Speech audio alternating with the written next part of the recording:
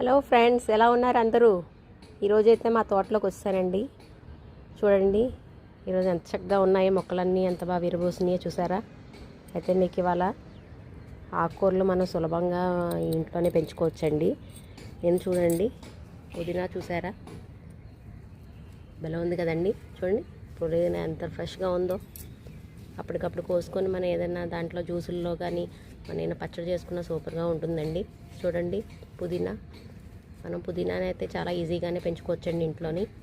చక్కగా చిన్న కొమ్మ మనం బయట కొనుక్కుంటాం కదండి, పుదీనా చిన్న కట్ట ఇస్తారు కదండి, దానికి మనం ఆకులు తీసిన తర్వాత ఈ తొడిమిలు అవి పడేస్తూ ఉంటాం కదండి, కాళ్ళు అవి.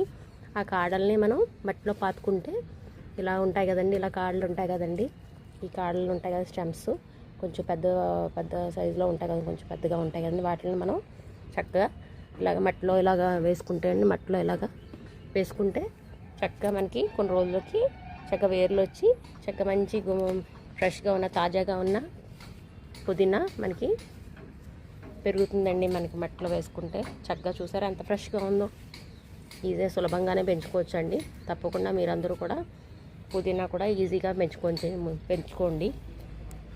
అయితే మనకి ముందుగా మనకి తోటలో మనం మొక్కలు పెంచుకోవాలనుకునే వాళ్ళు ముందుగా ఆకుకూరలతో స్టార్ట్ చేయండి. చూసారా ఆకుకూరలు బిల్ల ఉన్నాయి కదండి, నిన్నే కోసానండి చాలా మటుకు.